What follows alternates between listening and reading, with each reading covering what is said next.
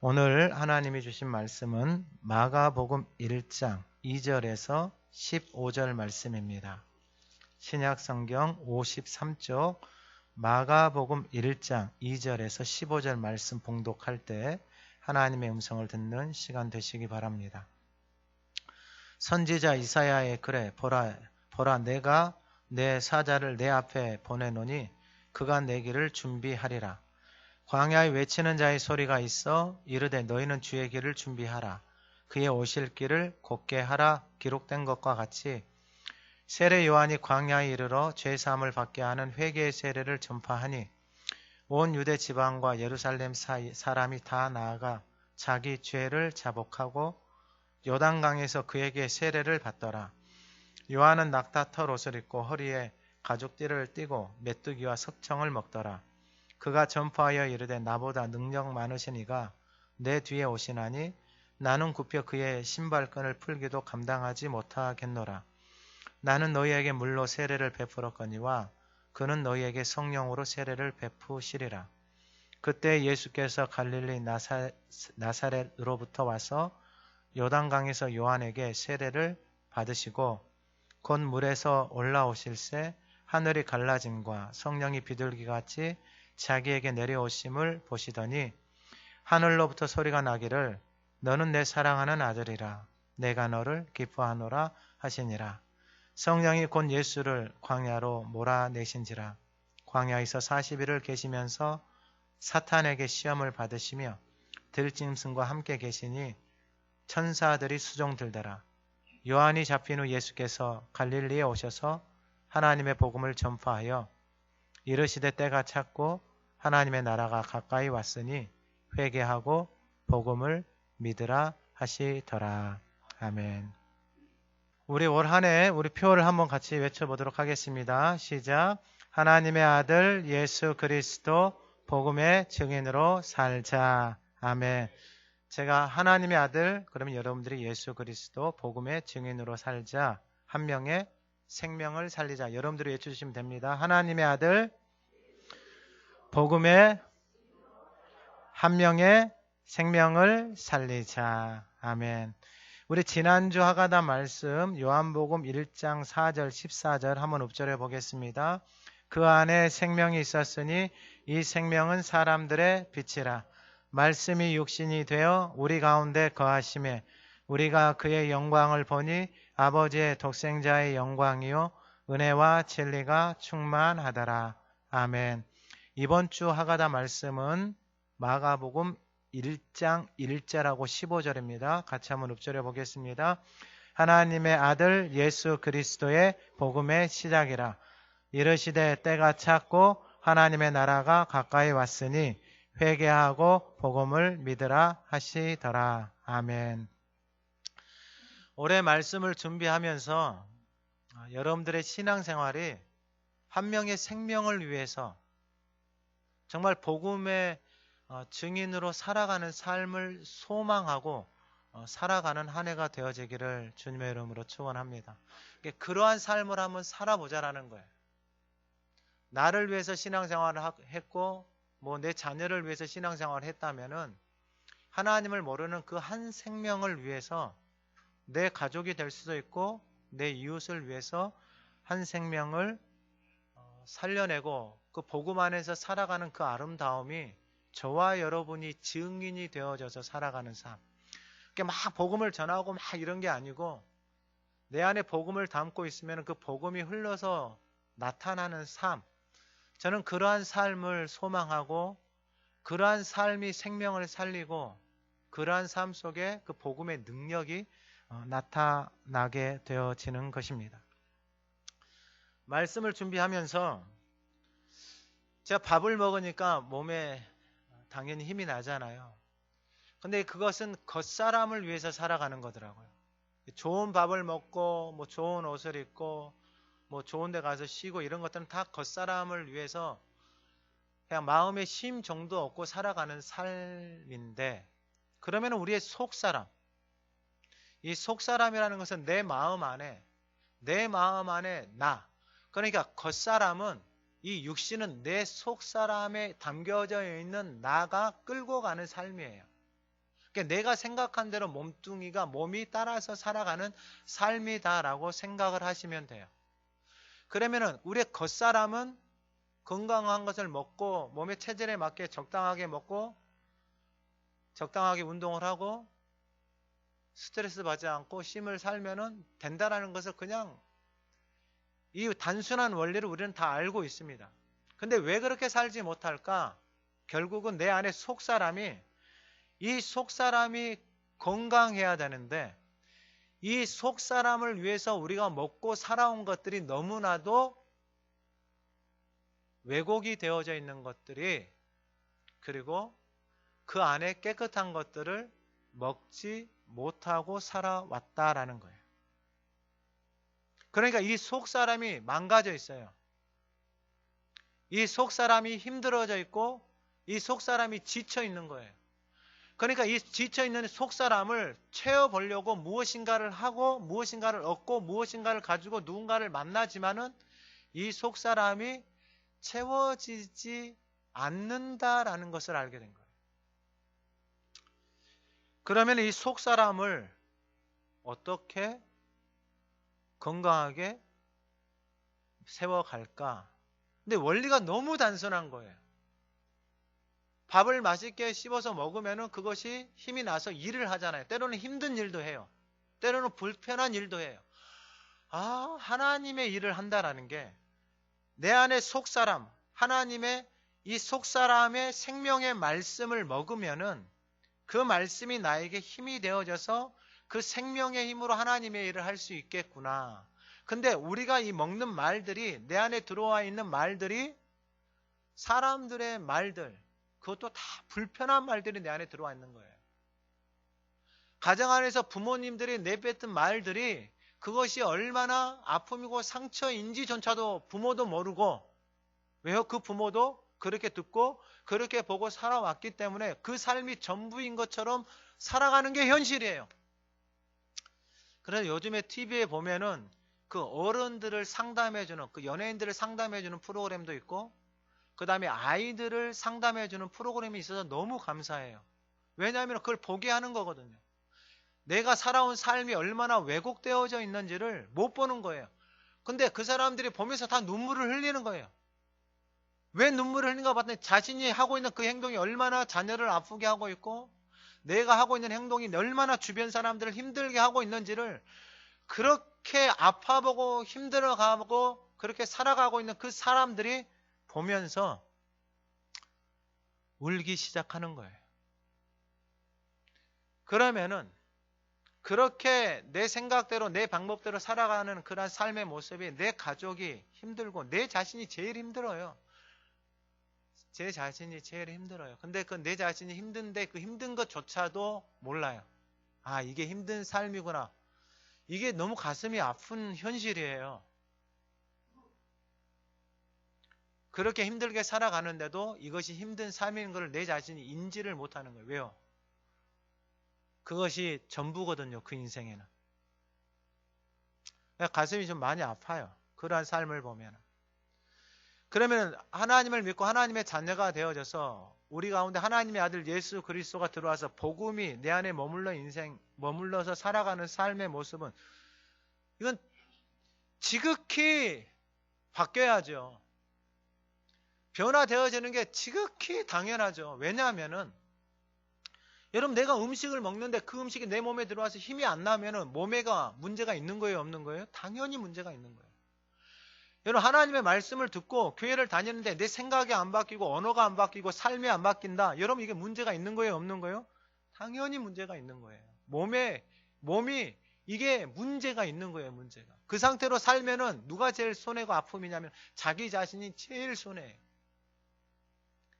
그것으로 끝나는 게 아니라 그 주변이 그렇게 그 모습을 닮아서 아파간다라는 거예요.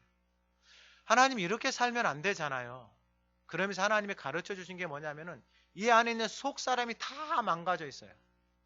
그러니까 그 속사람이 그 거짓된 말들로 인하여서 그 욕심과 탐심과 이기심과 원망과 불평 여기서 그것이 끊이지를 않는 거예요. 끊이지를. 그런데 그 속사람을 건강하게 하는 방법을 하나님이 가르쳐 주신 게 하나님의 말씀을 내가 계속 먹는 거예요. 여러분 이 원리가 왜 중요하냐면은 아침에 먹잖아요. 그러면 오전에 힘이 나요. 점심 먹잖아요. 오후 살아가요. 저녁 먹잖아요. 저녁 살아가는 거예요. 이게 원리예요. 원리. 그러면 안 먹고 일을 하잖아요. 제가 만약에 지금 설교를 하잖아요. 아침에 아내가 밥을 안 줬어요. 그러면 어떻게 되겠어요? 지쳐가는 거예요. 여러분들이 밥을 안 먹고 육신의 일을, 노동의 일을 하잖아요. 그러면 몸에 힘이 딸리잖아요. 그러면 어떻게 돼요? 원망과 불평이 나오는 거예요. 하나님의 일을 하는데 그 하나님의 생명의 양식을 먹지 않고 하나님의 일을 해요. 그리고 하나님의 양식을 먹지 않고 교회에서 섬기고 봉사를 해요. 입에서 무슨 말이 나오겠어요? 자기 하고 싶은 말 다 해요. 여러분 그게 얼마나 하나님의 뜻하고 어긋나 있는지를 본인은 몰라요. 왜요? 생명의 양식이 들어와서 그 말씀이 내 안에서 보여져야지 깨닫는 거예요. 제가 하가다 간증문을 읽어보면서 참 감사한 게 뭐냐면은 더 많은 분들이 내주면 좋겠는데 뭐 제가 기다리고 있죠. 그걸 읽어보면서 다 자기 자신을 보고 있다라는 거예요. 여러분 이게 얼마나 아름다운 모습인지. 하나님의 말씀을 통해서 자기 자신을 본다라는 것은 뭐냐면은 그 말씀을 통해서 내 생각이, 내 언어가, 내 삶이 얼마나 하나님의 말씀하고 어긋나 있는지가 보이기 시작하는 거예요. 여러분 내 생각대로, 내 가치관대로, 내 살아온 대로 살아가는 삶이 얼마나 헛되고 헛된지를 알아야 돼요. 이 삶은 다 과거의 것들이에요. 과거의 것들. 과거의 것들을 가지고 오늘을 살고 미래를 살아가는 그 삶은 어디에 머물러 있는 삶이에요? 여전히 과거에 머물러 있는 삶이에요. 그러니까 그 안에 뭐가 없냐면 소망이 없어요. 소망이 없으니까 마음에서 나오는 게 뭐가 나오냐면 원망이에요. 불평이에요. 시기예요. 질투예요. 이런 거밖에 안 나와요. 마음 안에서. 뭘 해도 자기 인정받고 뭘 해도 자기를 위해서 살아가는 거예요. 뭘 해도. 그러니까 교회를 오래 다녀도 직분을 받아도 여러분 이게 정말로 헛된 신앙생활이에요. 헛된 신앙생활. 그러면 오늘 본문의 제목이 뭐냐면은 복음을 믿으라. 그러면 복음을 믿으라. 저와 여러분들이 다 복음을 믿고 하나님의 자녀가 되어졌어요. 그러면 어떻게 이 복음 안에서 살아갈 것인가? 그리고 어떻게 이 속사람을 강건하게 만들고 복음의 증인으로 살아갈 것인가? 여러분 이것은 우리의 힘으로, 우리의 열심으로, 우리의 성격으로, 캐릭터로 살아온 대로 살아간다고 해서 되어지는 영역이 아니에요. 이것은 자기 성격대로, 자기 살아온 대로 이게 다 다르거든요. 성격이나 캐릭터나 삶의 살아온 방법들이 다 다르단 말이에요. 그 방법으로 하나님의 일을 하는 게 아니단 말이에요. 그러면 어떻게 하느냐? 가장 중요한 게 뭐냐면은 내 속사람이 살아나야 돼요. 할렐루야. 그러니까 속사람이 살아나는 방법은 하나밖에 없어요. 하나님의 말씀을 먹어서 이 안에 담겨져 있는 것 외에는 방법이 없어요. 여러분 사람의 말이 담겨져 있잖아요. 그 말이 담겨져 있는 것으로 누가 나에게 신대원 목사는 왜 저렇게 못생겼어? 그런 말을 들었어요. 집에 갔는데 여보 왜 그래 못생겼어? 이 말을 들었어요. 근데 자녀가 아빠는 진짜 못생겼어. 이 말을 들었어요. 그러면 자기 자신을 어떻게 정의해요? 나는 못생긴 인생이다. 그러면서 이제 그때부터 내 인생의 관심은 뭐예요? 이 못생긴 얼굴을 어떻게 고치면서 바꾸어 살 것인가가 인생의 목표예요. 돈을 벌어도 뭘 해도 어디에요? 다 포커스가 다 여기에요. 여기. 그 말이 나에게 뭐예요? 진리예요. 그래서 인생의 목표가 뭐예요? 이거 바꾸는 게 인생의 목표예요. 그 말이 내 안에서 머물러서 그 말이 내 안에서 어떻게 되는 거예요? 자라나서 열매를 맺는 게 인생의 목표예요. 어떤 사람은 살 빼는 게 목표더라고요. 안 먹으면 될 거 아니에요. 안 먹으면은. 안 먹고 몸 운동하면 될 거 아니에요. 쉽죠? 근데 그걸 못해요. 왜 못해요? 여기가 아파 있으니까 못하는 거예요. 많이 먹는다고 그러면 화내요. 왜요? 여기가 아파 있으니까 많이 먹어야지 안정감이 오거든요. 왜요? 어렸을 때부터 그렇게 봤어요. 무슨 힘으로 산다 그래요? 밥심으로 산다 그러니까 밥을 2그릇 3그릇 먹는 거예요. 그걸 그렇게 듣고 그렇게 보고 그렇게 살아왔으니까 그러는 거예요.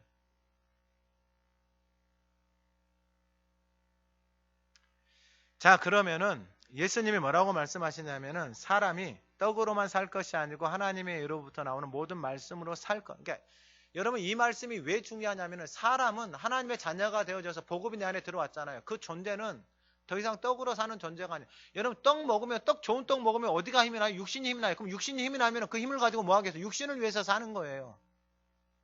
왜냐 음식만 먹으니까 좋은 음식만 먹고 비싼 음식만 먹고 뭐 좋은 거 먹으니까 힘이 날 거 아니에요. 그 힘은 갖고 뭐 하는 거예요? 육신만을 위해서 사는 거예요. 육신만을 위해서. 근데 하나님의 자녀된 사람들은 무엇으로 산다고요? 하나님에 위해서 나오는 그러니까 내가 왜 그렇게 먹고 왜 그렇게 육신만을 위해 살아가는데 생명의 말씀이 내 안에 들어오면 이제 그 말씀이 그 생각이 나의 몸을 나의 육신을 끌고 가기 시작하는 거예요. 이게 원리예요, 원리. 자, 그러면은 먼저 복음을 믿는다라는 게 뭐냐면은 바로 4절에 나와 있는 회개의 세례입니다. 회개의 세례. 여러분 회개는 뭐냐면은 그냥 단순해요. 내 생각대로 내 살아온 대로 살지 않겠습니다. 여러분 지금 여러분들이 살아온 대로 여러분들의 삶을 자녀들에게 살라라고 이야기하겠어요?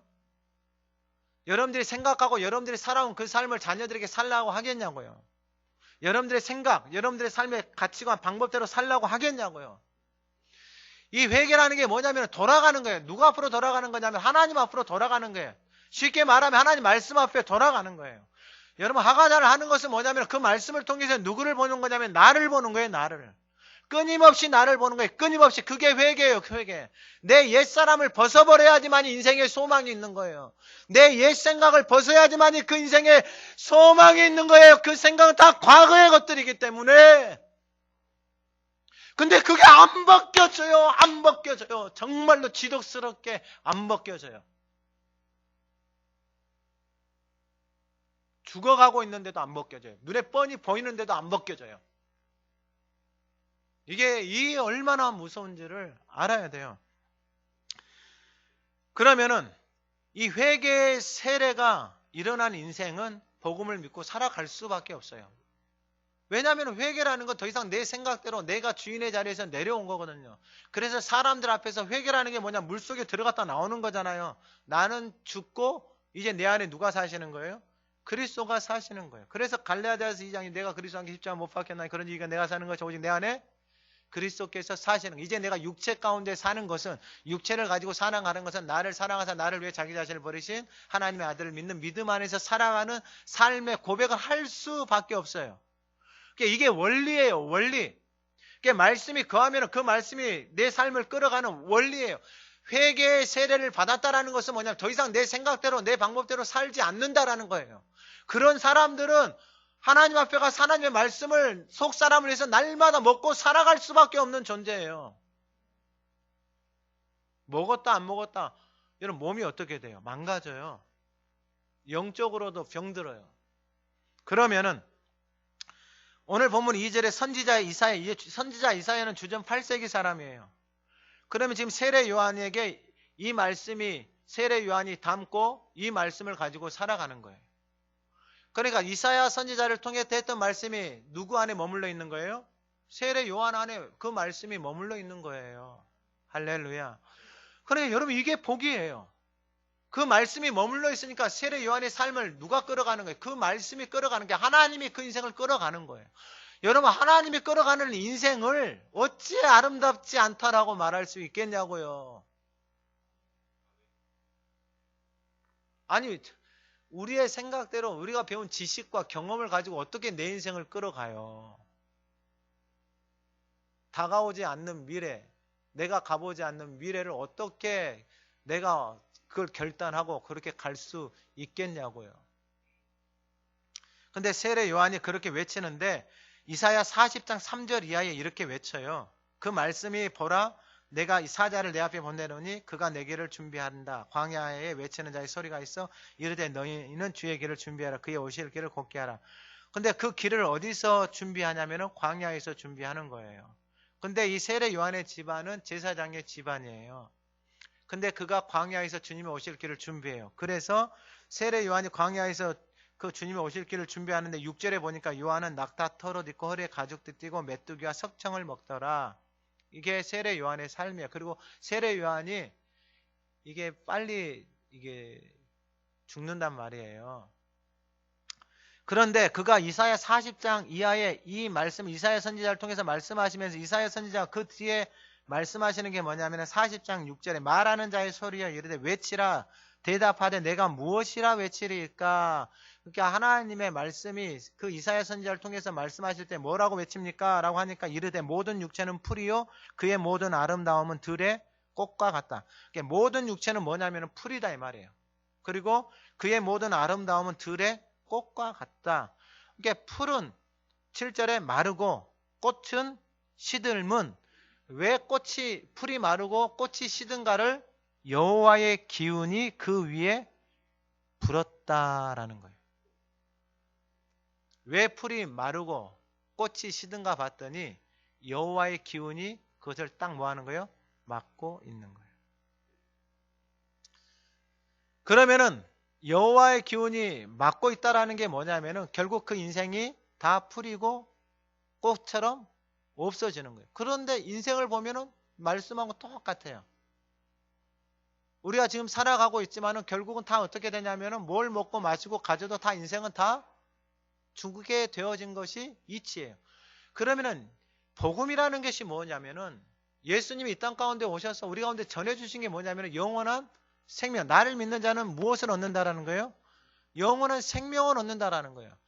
그러면 제가 계속해서 말씀을 도대체 여러분들이 가지고 있는 영원한 생명을 세상에 뭐하고 바꾸시겠냐고요. 바꿀 수 있는 게 있어요 없어요? 없어요. 아니 이 생명을 영원한 생명을 아니 세상 사람들 돈 있고 힘 있고 뭐 배우고 이런 사람들 오래 살려고 몸부림을 치잖아요. 근데 우리에게는 이미 그 영원한 생명을 다 가지고 있는 거예요. 누구 때문에요? 예수 그리스도 복음이 내 안에 들어왔기 때문에 그 생명을 가지고 살아가는 거예요. 그러면은 복음에 믿고 복음의 증인으로 살아간다는 것은 뭐냐면 그 생명, 그 복음이 내 안에서 살아서 역사하는 게 복음의 삶이고 증인이다 이 말이에요. 근데 그 삶이 어떻게 나타나느냐? 바로 4절에 나와 있는 광야에 이르러 제사함을 받게 하는 회개의 세례. 여러분 이게 좀 더 쉽게 말씀을 드리면은 죄 사함을 받게 하는 회개의 세례라는 게 뭐냐면 죄라는 것은 결국은 내가 하나님 됨이 죄예요. 그러니까 하나님을 떠나는 게 죄예요. 하나님으로 떠나 있는 거. 아까 회개라는 게 뭐예요? 하나님 앞으로 돌아가는 거예요. 그러니까 내가 주인데 내 생각대로 살아가는 삶이 정말로 이게 얼마나 모순인지를 알아야 돼요. 얼마나 이게 헛된지를 알아야 돼요. 어떤 사람은 지식을 갖고 살아가는 사람, 여러분 지식은 그냥 책에 써져 있는 거 그거 내가 공부하고 좀 알고 있는 수준이에요. 그거 얼마나 가요? 여러분 그거 얼마나 가냐고요? 없어져요. 다 없어져요. 나이 먹으면 집도 몰라요. 자기 자신도 모르더라고요. 없어져. 영원한 게 아니다 이 말이에요. 잠깐 살아갈 동안 필요한 그것을 가지고 내 인생을 거기에다 목숨을 걸어서 살 만한 가치가 없다라는 거예요. 그런데 죄사함을 받게 하는 회개의 세례라는 게 뭐냐면은 내가 이제 내 삶의 주인된 자리에서 내려와서 회개라는 거 하나님 앞으로 돌아가는 거예요. 그러니까 내 옛사람의 모습을 벗어버리는 것인데 이 회개의 세례를 쉽게 말씀을 드리면은 이 5절에 온 유대 지방과 예루살렘에서 다 나아가 자기 죄를 자복하고 요단강에서 그에게 세례를 받더라. 그러니까 세례는 내가 죽고 내 안에 그리스도가 사는 게 세례다라고 말씀을 드렸어요. 그러면은 우리가 잊지 말아야 되는 게 뭐냐면은 이 내가 예수와 함께 세례를 받았다라는 것이 내가 내 생각대로 살지 않는다. 왜냐하면 내 생각대로 사는 것은 다 육신을 위해서 사는 거예요. 그러면은 죄사함을 받았다라는 것은 뭐냐면 이제 내 생각대로 살지 않고 하나님의 말씀을 따라서 살아가겠다라고 내가 선언한 거예요. 그러면은 이스라엘 백성들이 이 세례 사건을 이 고린도전서에서 뭐라고 말씀하시냐면은 이스라엘 백성들이 애굽에서 나와서 홍해를 건너가잖아요. 이게 고린도전서 10장 4절에서는 뭐라고 말하냐? 그걸 세례를 받았다라고 표현을 해요. 그러니까 이스라엘 백성들이 애굽에서 구원을 받아서 홍해를 건너는 것을 홍해를 건넌다라는 것은 뭐냐? 그 물속을 지나가는 거잖아요. 하나님 물을 속을 지나가 그걸 세례로 말씀하고 있다 이 말이에요. 그러면 그들이 세례를 받고 홍해를 건너갔어요. 그 다음에 어디가 나와요? 광야가 나오잖아요. 그러면 자기 자신이 죽었다라고 선언해서 전능하신 하나님의 애굽에서 인간이 할 수 없는 그 영역의 기적을 보여줬어요. 홍해의 그 세례를 받고 건너왔어요. 근데 광야가 나오니까 홍해길 건너고 3일길 가서 수르 광야 그 쓴물이 나오니까 사람들이 마실 물이 없다고 아우성을 치고 모세를 욕하고 죽이려고 하고 하는 그러한 것들이 자신 안에 있는 거예요. 내 안에. 그러니까 내 안에 있는 것들이 어려움이 되어지니까 어떻게 되어지는 거예요? 힘든 상황이 되어지니까 자기가 불편하니까 그 안에 있는 것들이 다 드러나는 거예요. 근데 하나님은 그들의 인생을 애굽에서 끄집어내서 영원한 생명 가나안 땅으로 인도해 가시는데 자기 조금 불편하다고 자기 불편한 것을 견디지를 못하는 거예요. 그러니까 자기가 주인 되어져서 살아왔던 그 인생을 견디지를 못하는 거예요. 그러니까 하나님이 베풀어 주신 기적, 자기가 나는 죽고 세례를 받고 나는 하나님의 자녀다라고 하면서 살아가는데 조금 불편하니까 그것을 못 견뎌서 뭐 하는 거예요? 원망과 불평을 쏟아내기 시작하는 거예요. 몇 년 동안요? 40년 동안요. 그러면 그 인생은 하나님 앞에 세례를 받고 하나님의 자녀가 되어졌음에도 불구하고 그 복음의 능력, 복음의 증인, 삶을 살아요, 못 살아요? 전혀 살지를 못하고 인생이 어디서 끝나는 거예요? 광야에서 끝나버리는 거예요. 여러분, 세례를 받았다라는 것은 뭐냐면 내가 죽었다라는 거예요. 내 안에 살아있는 것을 가지고 하나님 앞에 가면 사는 거예요. 할렐루야. 그냥 내 안에 있는 내 생각, 내 방법을 가지고 살아가는 인생이 얼마나 헛된지. 그러니까 내 속사람은 하나님의 말씀을 먹으면 돼요. 이유는 간단해요. 살아가는 힘은 간단해요. 그냥 아침에 먹고 오전 살고 점심에 먹고 점심 살고 저녁에 먹고 그게 전부예요. 전부. 여러분, 이런 신앙, 이런 복된 길이 어디가 있냐고. 이런 복된 길이. 그러니까 복음을 믿는 사람들은 이 본문에서 말씀하신 것처럼 회개의 세례의 삶을 살 수밖에 없는 거예요. 그러니까 자신 안에 있는 끊임없이 옛사람의 모습을 하나님 앞에 나가서 뭐 하는 거예요? 벗는 것밖에 없는 거예요. 그러면은 이 사람들에게, 그렇게 벗은 사람들에게 7절 8절에 뭐라고 말하냐면은 그가 전파하기를 나보다 능력 많으신 이가 내 뒤에 오시나니 나는 굽혀 그의 신발끈을 풀기도 감당하지 못하겠노라. 여러분, 세례 요한이 뭐라고 말하냐면은 여러분, 자기가 예수님보다 먼저 태어났단 말이에요. 그런데 내 뒤에 오시는 분은 나는 허리를 굽혀서 그의 신발끈을 풀기도 감당하지 못하겠다 이 말이에요. 그러니까 세례 요한은 그분을 정확하게 하나님이신 줄을 알고 있어요.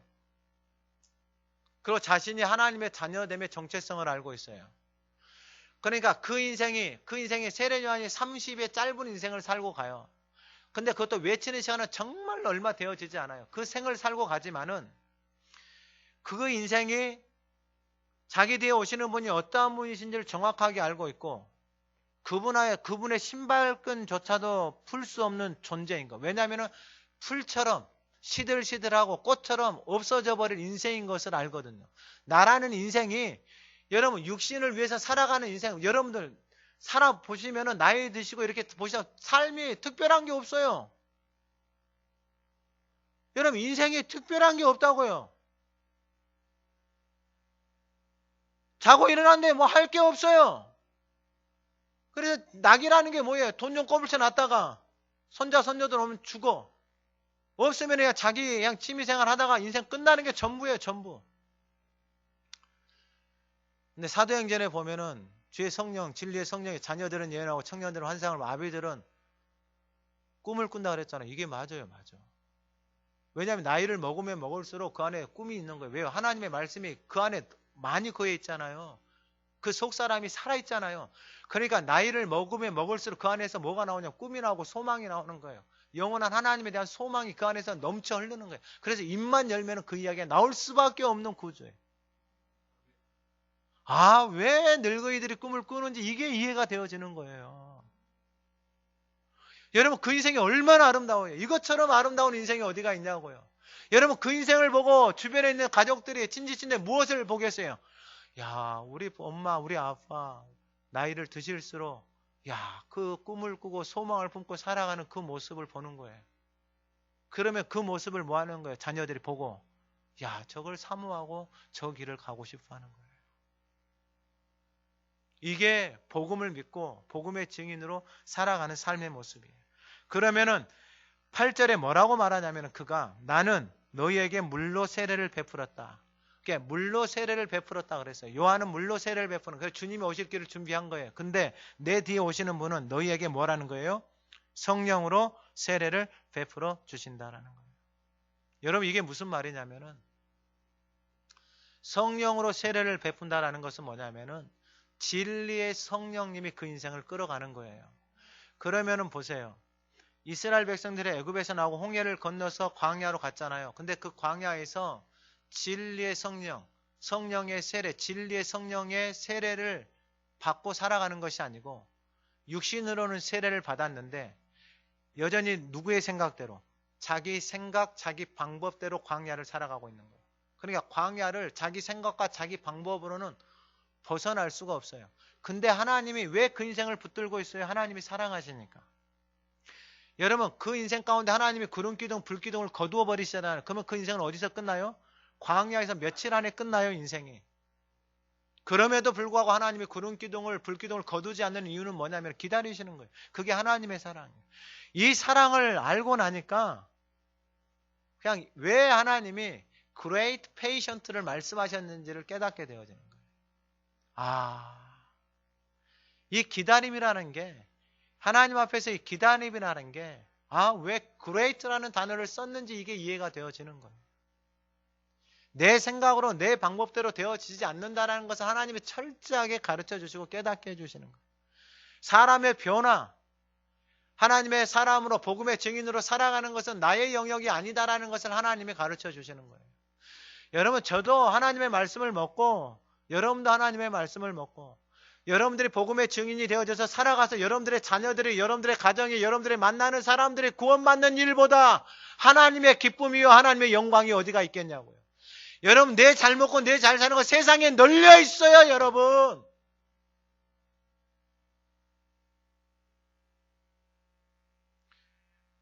널려 있어요. 정말로 널려 있어요.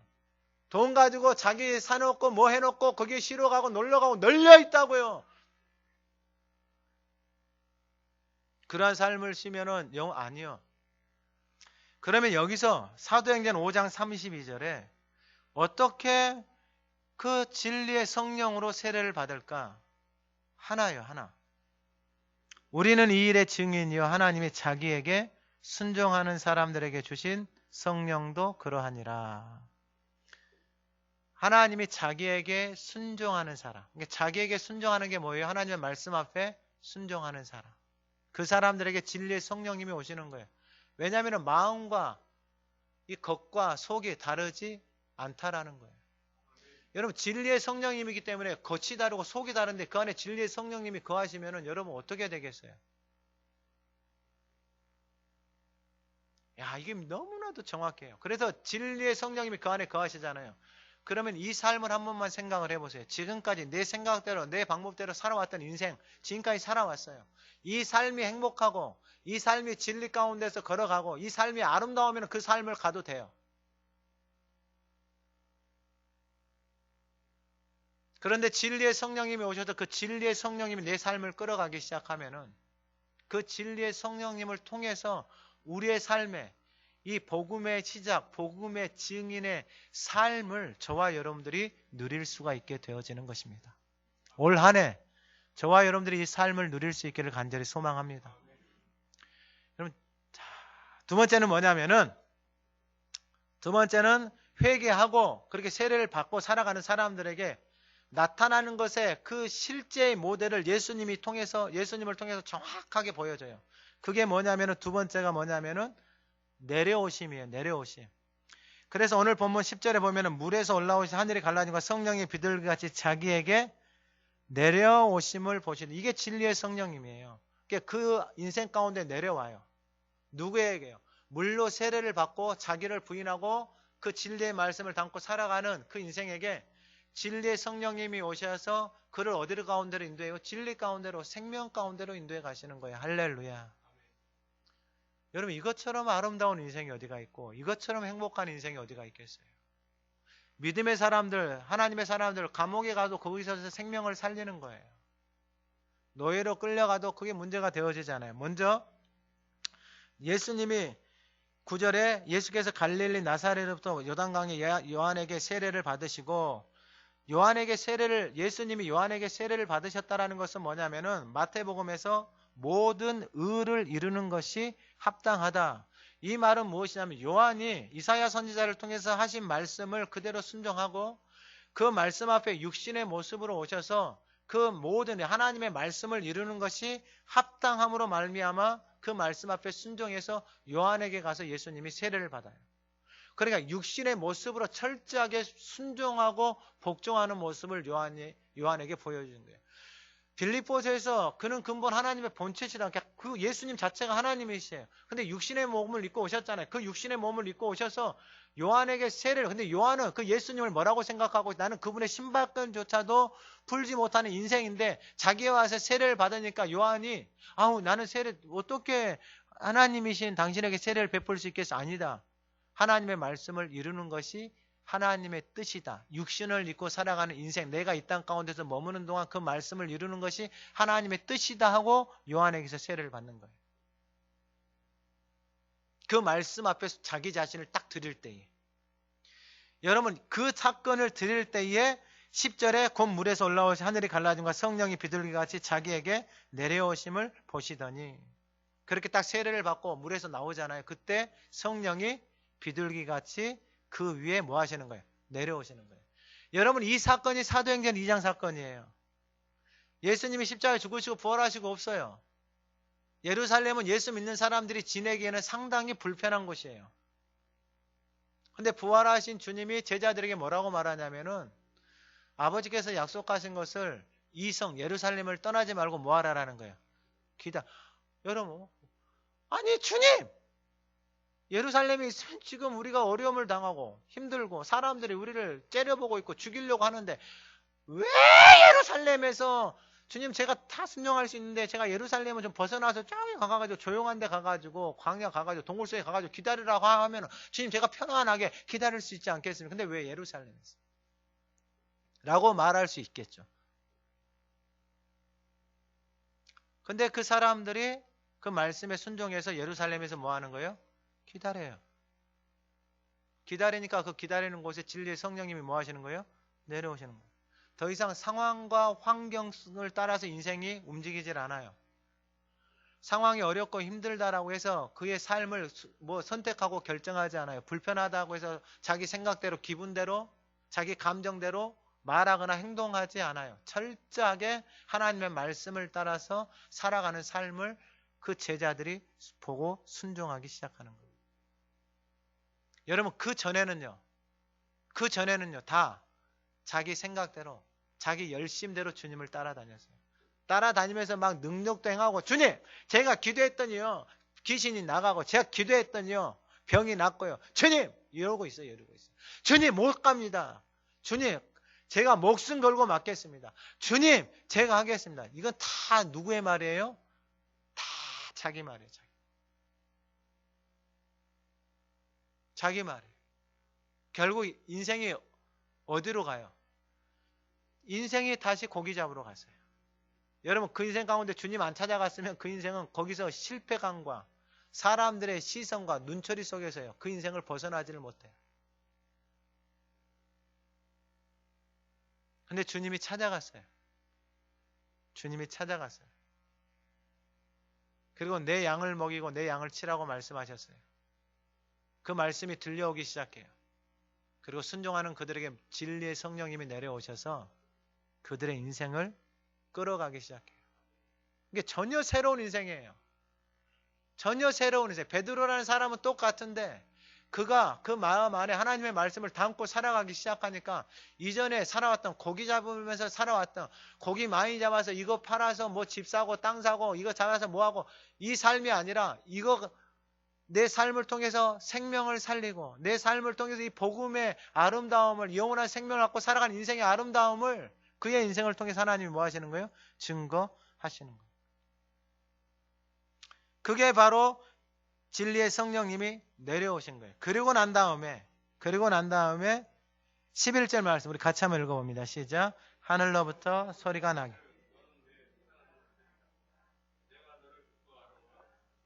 아멘. 여러분, 제가 이 송구영신 예배 때 하나님을 우리가 뭘로 부른다 그랬어요? 왜 아빠 아버지라고 부른다고요? 우리가 하나님의 형상으로 지음을 받았기 때문에 하나님의 자녀가 되어진 사람들을 하나님을 아빠 아버지라고 부를 수 있는 자녀의 권세, 특권이 어마어마한 특권이에요. 이게 얼마나 어마어마한지를 알아야 돼요. 알려면 불러봐야 돼요. 불러서 하나님이 내 삶 속에 그 자녀됨이 살아가는 그 삶 가운데 하나님을 부르고 그 하나님이 내 인생 가운데 일하시고 은혜 베푸시고 역사하시는 그것을 경험을 해야 돼요. 이게 부를 수 있다는 게 이거 어마어마한 특권이에요. 어마어마한 특권. 그래서 하나님을 아빠, 아버지라고 부르는 것이 얼마나 놀라운 특권인지를 몰라요. 그러니까 진리의 성령님이 내려오시면은 내 안에서 무엇이 확정이 되냐면은 너는 내 사랑하는 아들이라 내가 너를 기뻐한다. 그러니까 나라는 존재, 정체성이 명확해요. 너는 내 사랑하는 자녀다 이 말이에요. 그리고 너라는 인생을 내가 뭐한다? 기뻐한다 이 말이에요. 할렐루야. 그러면은 내가 가지고 있는 생각은 교회 다니면서 하나님이 기뻐하는 사람은 어떤 사람이에요? 내가 가지고 있는 생각, 내가 신앙생활을 하면서 하나님이 기뻐하는 사람은 어떤 사람이에요? 내 생각으로 살아가는 게 아니에요. 세례를 받고 하나님의 말씀이 거하고 하나님의 진리 안에서 살아가는 사람들에게는 이 말씀을 모두가 다 내 안에서 듣게 되어지는 거예요. 할렐루야. 이게 나라는 존재의 정체성이에요. 하나님이 나를 사랑하시는데, 하나님이 나를 기뻐하시는데, 여러분 이것보다 좋은 소식이 어디가 있어요? 여러분 오늘 이 시대를 보세요. 사람들을 만나보면요, 자기 자신을 자기가 싫어해요. 그리고 어떤 사람은요, 자기한테 사랑하라고 말하래요. 듣고 싶다고.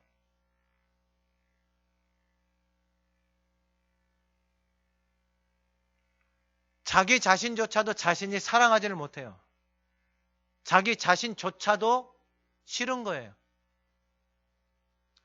왜 그렇게 되어졌어요? 그러한 소리를 듣고 살아가니까 그러는 거예요. 나라는 존재가 그러한 세상의 소리에 의해서 나라는 존재가 결정이 되어져 버렸어요. 근데 진리의 말씀이 내 안에 가고 생명의 진리의 성령이 내 안에서 선포하시는 말씀이 뭐냐? 너는 내 사랑하는 아들이고 내가 너를 뭐한다?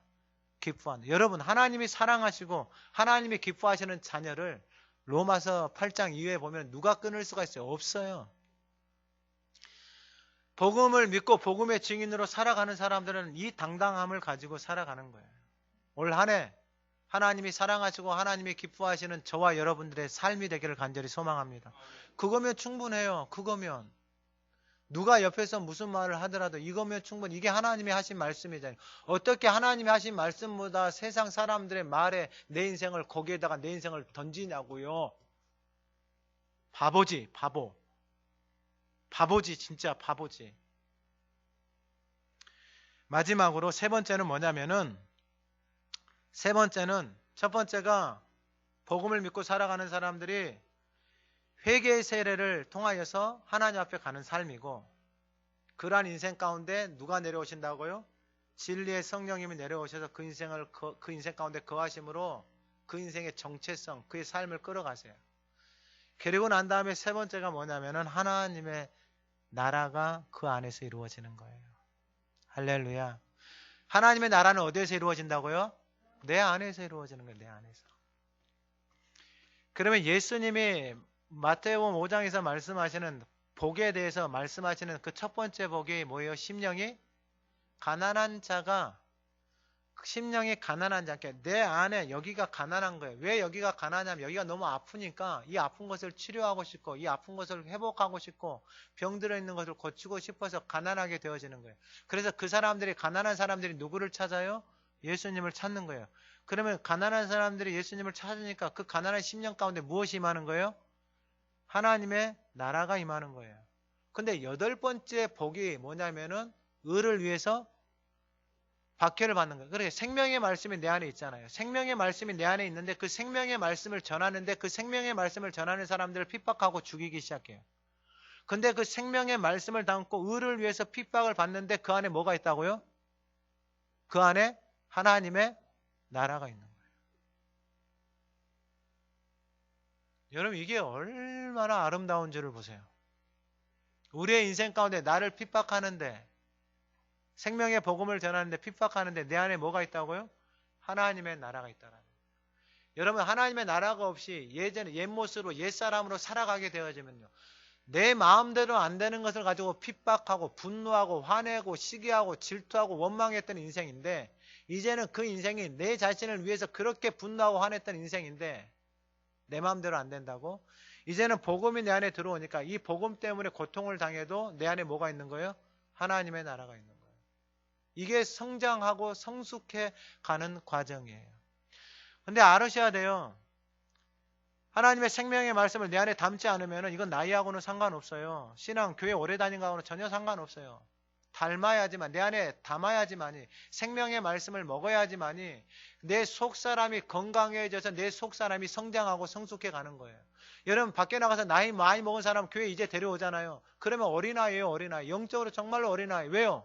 생명의 말씀을, 진리의 말씀을 내 안에 담지 않았으니까 이 속사람이 어린아이, 세상이 사는 것하고 똑같이 행동하고 있는 거예요. 자라나지 못하고 있으니까. 이제는 그런 사람들 때문에 불평하거나 힘들어하면 안 돼요. 성숙한 사람들은 그런 사람들을 위해서 뭐 하는 거예요? 기도하는 거예요. 기도하는 거. 품고 기도하고 같이 가는 거예요. 그리고 여러분을 통해서, 여러분들의 삶을 통해서 그 아름다움을 드러내는 거예요. 드러내는 거. 자, 그러면 이제 말씀을 마치는데, 이 하나님의 나라가 내 안에서 이루어지는데 12절에 성령이 곧 예수를 광야로 몰아내신지라. 성령이 예수님을 어디로 몰아내셨다고요? 광야로 몰아내셨어요. 근데 광야로 몰아내도 아무런 문제가 되어지지 않는 게 뭐냐면은, 진리의 성령님이 거하시고 그 진리의 성령님이 그 안에서 뭐라고 말씀하셨어요? 너는 내 사랑하는 아들이고 내 기뻐하는 자예요. 그러니까 자신의 정체성이 명확해요. 그러면 왜 하나님 나를 광야에 내놓으셨어요? 왜 하나님 나를 이렇게 힘들게 해요? 이런 것에 관심이 가지 않는 거예요. 왜냐하면 나라는 존재가 하나님의 자녀, 사랑받는 자녀, 기뻐하는 자녀는 존재라는 것을 명확하게 인식을 하고 있기 때문에 광야에 있어도 전혀 문제가 되어지지 않는다라는 거예요. 그러면 이 광야에서 살았던 사람이 바로 앞에 4절에 말씀하고 있는 세례 요한이 광야에 살았어요. 여러분, 낙타 털옷 입고 메뚜기 석정 먹고 살아가고 있는 그 세례 요한에게 사람들이 나와서 뭘 하는 거예요? 세례를 받는 거예요. 여러분, 왜 사람들이 그 낙타 털옷 입고 있는 그 사람한테 와서 세례를 받아요? 여러분, 그 안에 담겨져 있는 그 말씀의 능력이 있기 때문에 그러는 거예요.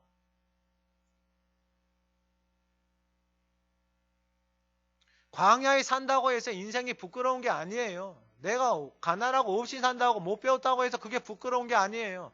내 안에 진리의 성령이 거하고 내 안에 내가 하나님의 자녀됨의 정체성만 있으면 그 영혼이 어디에 살든지 간에 여러분, 그 영혼의 입에서 나오는 말들이 능력이 있는 말들이 되어지는 거예요. 복음을 믿고 살아가는 삶이 그렇게 복된 일이다 이 말이에요. 그러면은 그 광야에서 13절에 40일을 계시면서 사탄에게 시험을 받으시며 들짐승과 함께 계신 천사들이 수종 들더라. 여러분, 광야에서 40일 동안 이제 시험을 받으셨잖아요. 근데 사탄에게 무엇을 받았다고요? 시험을 받았는데 그 시험의 내용이 여기는 안 나와 있지만 다른 복음서에 보면은 그 사탄이 뭐라고 말하냐면 이 돌을 뭘로 만들으라고요? 떡으로 만들으라고요. 그리고 성전 꼭대기에서 뛰어내리면 받아주겠다. 높은 산에 올라가서 절하면은 내가 가지고 있는 모든 부와 명예를 다 주겠다.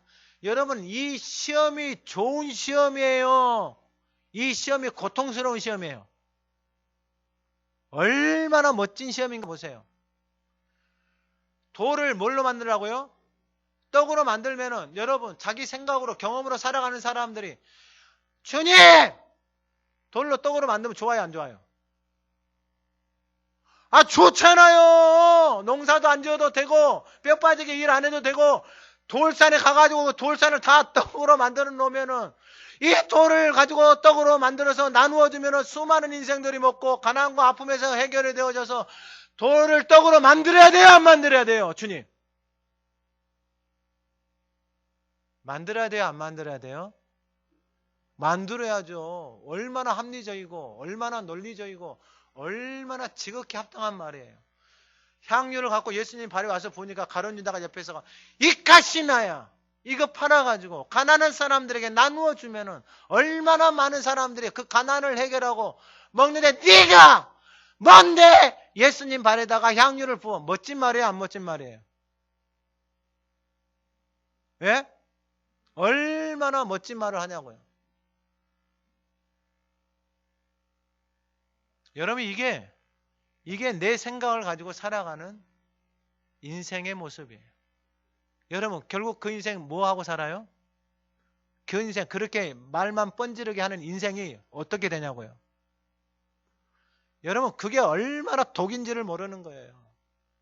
예수님 앞에 와가지고 배고픈데 돌 떡으로 만들려고 하면은 얼마나 멋진 소리예요. 얼마나 괜찮은 소리예요.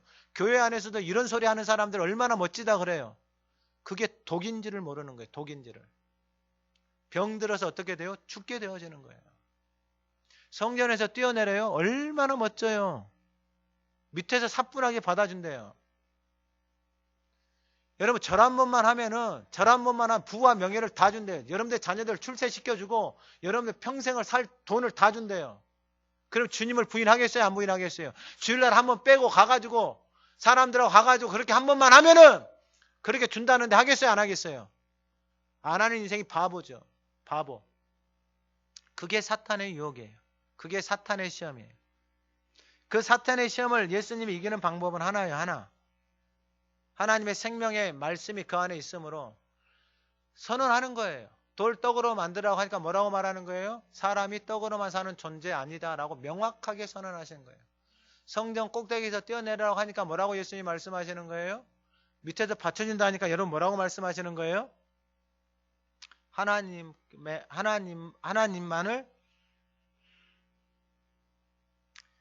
하나님을 시험하지 말라. 기록되었을 때 하나님을 시험하지 말라. 높은 곳에 가서 천하 만민에게 영광을 보여 엎드려 경배하면 이 모든 것을 내게 주리라. 예수님이 뭐라 그래요? 하나님만을 경배하고 섬기라. 예수님이 그 사탄의 시험을 이긴 것은 하나님의 말씀으로 선언하고 끝. 따지지도 묻지지도 않아요. 그리고 나니까 천사들이 뭐 하는 거예요? 수종 드는 거예요. 그리고 마지막으로 14절 15절에 요한이 잡힌 후 예수께서 갈릴리에 오셔서 하나님의 복음을 전파하여 이르시되 때가 찼고 하나님의 나라가 가까이 왔으니 회개하고 복음을 믿으라 하시더라. 제가 이 말씀을 보면서 얼마나 이 말씀이 은혜스러운지, 요한이 잡힌 후, 요한은 철저하게 자신의 오실 길만, 주님의 오실 길만을 준비하면서 그 역사 속에서 인생 가운데서 사라진 인생이에요. 어찌 이 인생이 걸어간 길을 작다고 하겠어요. 그 인생은 철저하게 하나님의 말씀을 따라서 주님의 오실 길을 준비하고 주님에게 딱 바톤 터치를 한 거예요. 그리고 주님이 그 길을 오신 거예요. 그리고 선언하신 게 뭐냐면은 하나님의 나라가 가까이 왔다라는 거예요. 그 하나님의 나라는 어디에 임한다고요? 내 안에. 그 하나님의 나라가 내 안에 임하는 게 바로 회개하고 복음을 믿으라. 예수 그리스도를 믿으라. 하나님의 말씀을 믿으라 라고 하시는 것입니다. 2022년 오늘 주신 말씀처럼 복음을 믿는다라는 것, 그리고 복음의 증인으로 산다라는 것은 우리의 힘이 아니다라는 것입니다. 생명이신 그분의 말씀이 내 안에 거하고 그 말씀이 내 삶을 끌어가기 시작할 때 여러분들이 노력하는 것이 아니고 여러분들이 살아가는 그 삶을 통하여서, 그 생명과 복음 안에서 살아가는 그 삶을 통하여서 하나님의 영광이 드러나고 증인된 삶의 아름다움이 나타나게 되어지는 것입니다. 세례 요한이 광야에서 외치는 자의 소리로 살아도 그곳에서 외치는 소리를 듣고 하나님 앞에 회개하고 그들의 삶을 하나님 앞에 드렸던 것처럼 오늘 예배하는 우리의 삶을 통하여서 그러한 은혜가 부어지기를 소망합니다. 하나님 아버지, 하나님의 아들 예수 그리스도 복음의 시작이 선포되어졌습니다. 올 한 해 복음의 증인으로 복음을 믿고 살아가는 그 인생의 아름다움을 보기를 원합니다. 하나님, 겉사람을 위해서 살아왔던 인생이 이제는 하나님 앞에 우리의 죄를 자복하고 회개함으로 매 순간 그 생명의 양식을 먹고 우리의 속사람이 강건해지기를 간절히 소망합니다. 그 힘의 능력으로 하나님의 존귀한 자녀로 하나님이 우리를 부르신 그 부름의 상을 향하여 달려갈 수 있는 복된 인생이 되게 하옵소서. 진리의 성령이 거하심으로 나라는 존재를 사랑하시고 하나님이 기뻐하시는 이 말씀을 붙들고 하나님 우리의 삶이 광야에 있습니까?